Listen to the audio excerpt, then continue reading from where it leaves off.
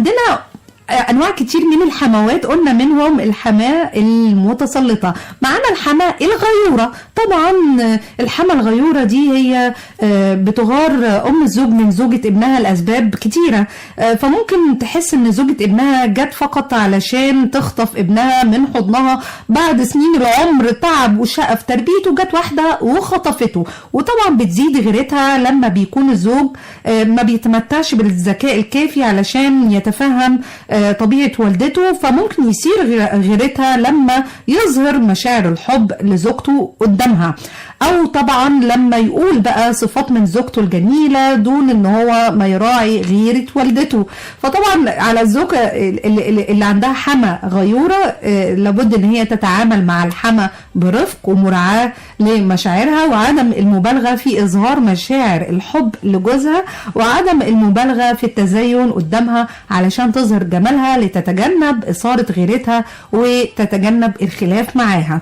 لازم يا جماعة كل واحدة فينا تتفهم مين الحما اللي بتتعامل معاها ومن أنهي نوع علشان تعرف تتعامل معاها وتعيش في سلام وأمان. ويا ترى الزوج عليه دور؟ طبعا، ودور كبير جدا.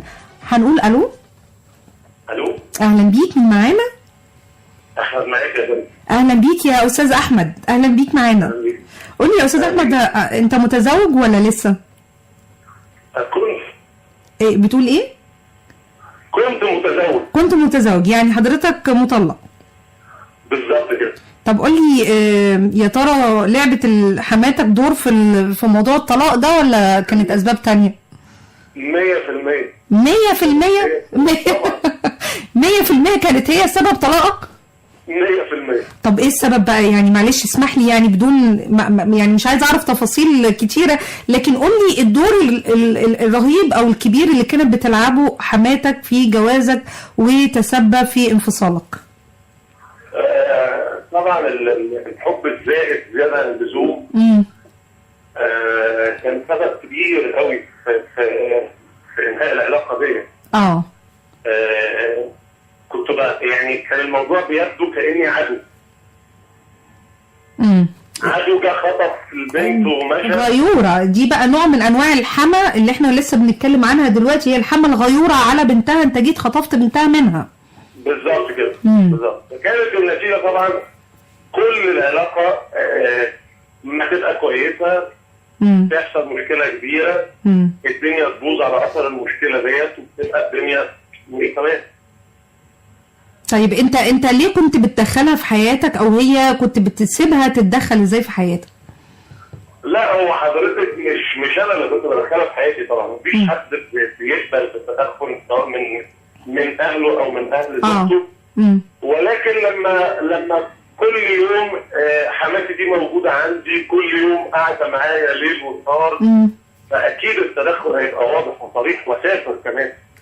طب هي موجودة باستمرار؟ طب بأي شكل ما قدرتش تحدد توقيتات وجودها، خروجكم؟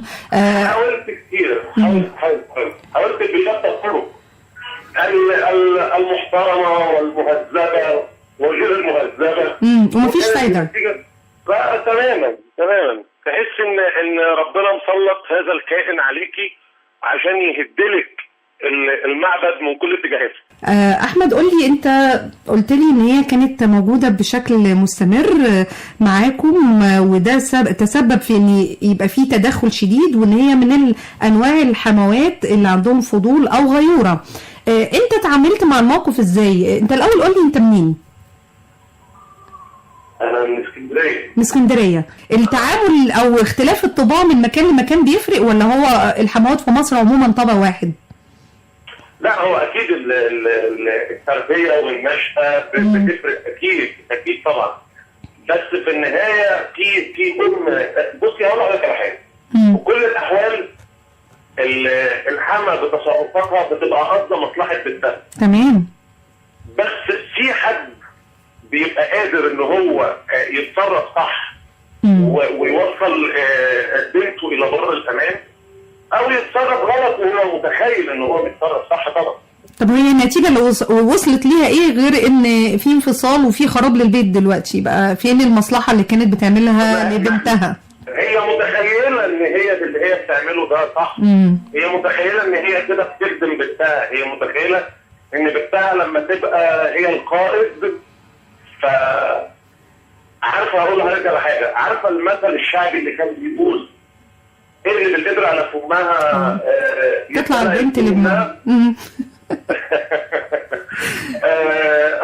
هو ده البنت بتنشأ بتشوف والدتها هي راجل البيت، فبتحب تقلدها وتسيطر وتخلي يعني تعمل من نفسها بقى راجل البيت المتصرف المتحكم. إذا كان راجل شرقي بعاداته بتقاليده عمره ما هيسمح بالكلام دوت، وهتنشأ هنا الخلاف مشاكل طبعا. خد بالك.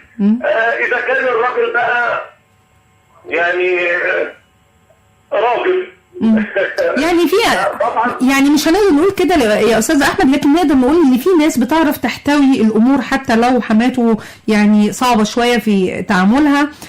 ولكن ده برضو يعني راجع لحضرتك وراجع اكيد للزوجه وراجع لعوامل كتير حواليكم. لكن في النهايه انا عايزه اعرف منك ايه النصيحه اللي بتنصحها دلوقتي لاي حد مقبل على الزواج؟ يا ترى يتعرف على حماته الاول قبل الزوجه ولا ايه بالظبط يعني؟ والله هقول لحضرتك على حاجه. اهم حاجه لما الراجل يجي يعزم على الزواج ان شاء الله ان هو يدور على الام في الاول. يعني يدور على اهلها عموما، الاب والام كمان. يسال عن الاهل كلهم وعن امها بوجه خاص. حضرتك هي دي رمانه الميزان، هي دي اللي هتظبط كل حاجه. وبرضه بقول للحموات يا جماعه حبوا بناتكم بس ما تخربوش عليهم. حبوا بناتكم، وبنقول برضو لكل الحموات برضو حبوا اولادكم وراعوا شوية ان في بنت جت من اكيد من اسرة علشان تعيش في عندكم، فاكيد لازم يكون في مراعاة ليها واحتوائها، ده شيء ضروري. وكمان برضو بالنسبة للحمى اللي هي والدة الزوجة، اتمنى انك لما تتدخلي لبنتك تكوني في صف جوزها وتتحمي على بنتك علشان الحياة تستمر، ولكن في حدود اكيد. انا بشكرك استاذ احمد، بتمنى يا رب ان شاء الله في حياتك الجايه الاستقرار والسعاده وحسن الاختيار. احنا برضو لسه اصدقائي معاكم، وفي رسائل كتير بقى يعني في ناس مش بس كده، ده معاهم حموات جمال جدا. في واحدة اسمها رحاب حسن بتقول لنا ليا موقفين معاها ما بنساهمش ابدا، كنت بموت فيها والله. هي كانت مريضة بنفس مرض مامتي، وكان في علاج اشعاعي اللي هو المسح الذري، ورحت انا معاها مرة من المرات، والاشعاع ما ينفعش ان بنت او مدام يمشوا جنبها، لازم مسافة متر تقريبا على الأقل علشان جسمها بيبقى لسه في الإشعاع. وكل شوية الدكاترة والممرضين يحذروني، بس أنا كنت ببقى عايزة أبقى جنبها واخدها في حضني. لقيتها فجأة نافورة عياط واتفتحت، لأن بناتها ما كانوش بيعملوا كده معاها، ولا يعني كانوا بيتصرفوا التصرفات دي، وما سبتهاش تركب العربية لوحدها، لكن كنت معاها وهي واخدة الإشاعة.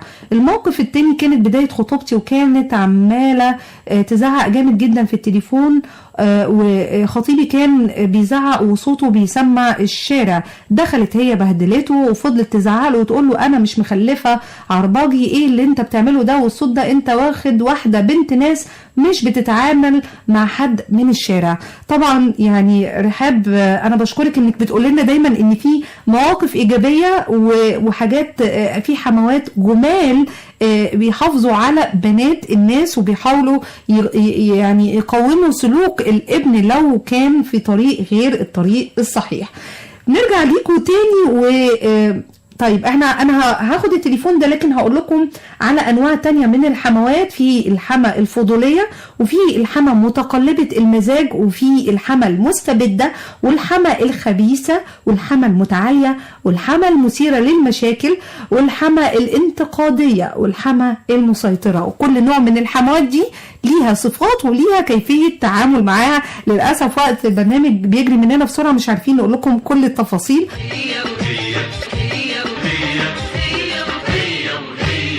وهي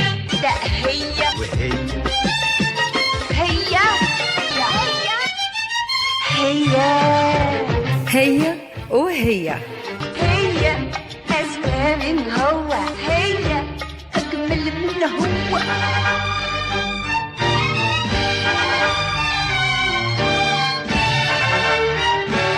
فترة إذاعية على الهواء لهي وهي.